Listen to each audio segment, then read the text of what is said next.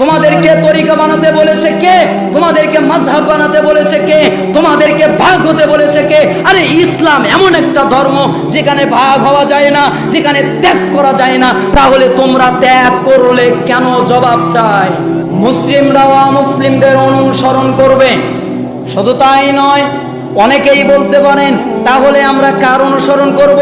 আল্লাহর নবী বলেছেন, মা আনা আলাইহি ওয়া আসহাবি, আজকের দিনে আমি নবী যেখানে যেই তরিকায়, যেই মতে, যেই পদ্ধতিতে আছি আর আমার সাহাবীরাও আছে, এই তরিকায় যারা থাকবে এরাই হচ্ছে ওই নাজাত প্রাপ্ত জান্নাতি দল।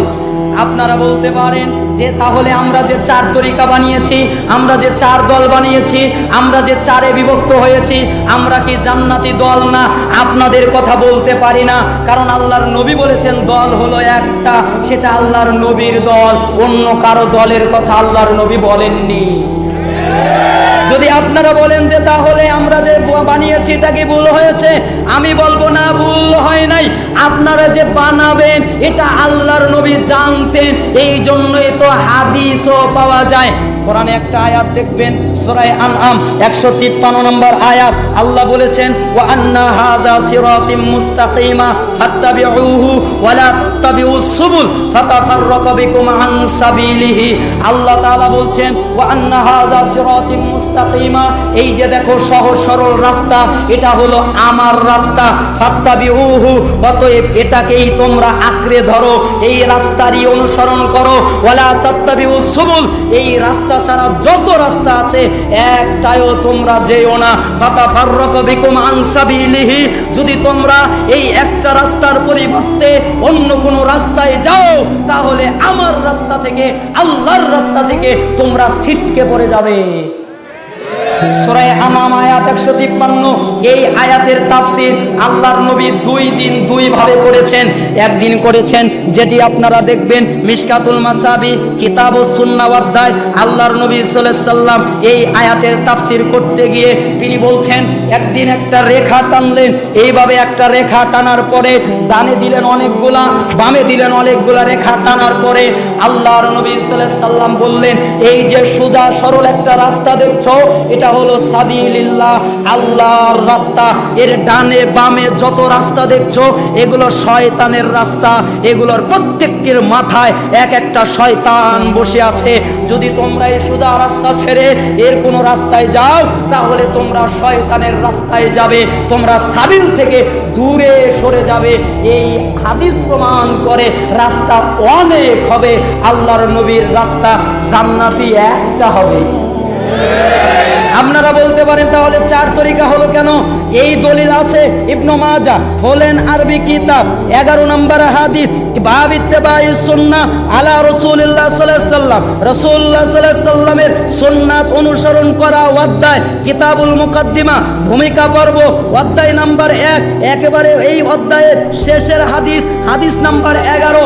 আল্লাহর নবী সাল্লাল্লাহু আলাইহি সাল্লাম ওয়া আন্না হাযা সিরাতিম মুস্তাকিমা, এই আয়াতের ব্যাখ্যা করতে গিয়ে তিনি একটা সোজা রেখা টানলেন, টানার পরে ডান দিকে দিলেন দুইটা আর বাম দিকে দিলেন দুইটা, ডানে দুইটা বামে দুইটা, টানার পরে চারটা রেখা তিনি টানলেন। টানার পরে আল্লাহর নবী সাল্লাল্লাহু আলাইহি সাল্লাম বললেন, এই যে দেখো চারটা তরিকা, চারটা দল হবে, এই চারটা দলের প্রত্যেকটার মাথায় এক একটা শয়তান বসে আছে। সাবিলিল্লাহ, এই যে একটা রাস্তা, এটা হলো আল্লাহর রাস্তা, তোমরা যদি এটার না করো তাহলে পথভ্রষ্ট হয়ে যাবে। এরপরে তিনি বললেন, ওয়া আন্না হাযা সিরাতিম মুস্তাকিমা ফাত্তাবিউহু ওয়া লা তাত্তাবিউস সুবুল ফাতাফাররাকা বিকুম আন সাবিলিহি। আল্লাহ বললেন, এইটাই দেখো সহজ সরল রাস্তা, অতএব এই একটারই অনুসরণ করো, এই একটার না করে এই চারটার অনুসরণ করো না, যদি করো তাহলে আল্লাহর রাস্তা থেকে দূরে সরে যাবে। রাস্তা পেলেন কয়টা? আমি তো বলেই দিয়েছি, আপনাদের তো আরবি কিতাব থাকার কথা। ইবনে মাজাহ দেখেন তো, কে বাব ইত্তিবাই সুন্নাতি রাসূলিল্লাহ অধ্যায়ের শেষের হাদিস, আর যাদের মোবাইল আছে দেখেন, মোবাইলের যাদের আছে দেখেন, যাদের বাংলা হাদিস ব্যবহার করেন, হাদিস নাম্বার 11 দেখেন আল্লাহর নবী 4টা রাস্তার কথাই বলেছেন। তাহলে আপনি বলতে পারেন 4টা রাস্তা কেমনে হলো? আমি বলতে পারি না কেমনে হয়ে গেল। রাস্তাগুলোর নাম বলি, হানাফি, শাফি, মালিকি, হাম্বলি। 4টা 5টা হয় নাই। চিশতি, কাদরি, নকশবন্দি, মুজাদ্দিদি 4টা 5টা হয় নাই। শরিয়ত, মারিফত, তরিকত, হাকিকত 4টা 5টা হয় নাই। এগুলো হলো কেন? এর জবাব কে দেবে? তোমাদেরকে তরিকা বানাতে বলেছে কেন? তোমাদেরকে তরিকা বানাতে বলেছে কে? তোমাদেরকে মাযহাব বানাতে বলেছে কে? তোমাদেরকে ভাগ হতে বলেছে কে? আরে ইসলাম এমন একটা ধর্ম যেখানে ভাগ হওয়া যায় না, যেখানে ভাগ হওয়া যায় না, যেখানে ভাগ হওয়া যায় না, যেখানে ত্যাগ করা যায় না। তাহলে তোমরা ত্যাগ করলে কেন? জবাব চাই আমাদের কাছে। আমরা নিজেরা জবাব খুঁজে পাই নাই, এই জন্য আমরা খুবই দুঃখিত আছি, আমরা ব্যথিত আছি, আমরা মনটা আমাদের কেড়ে নিয়ে গেছে এই কথাগুলো যখন পড়েছি।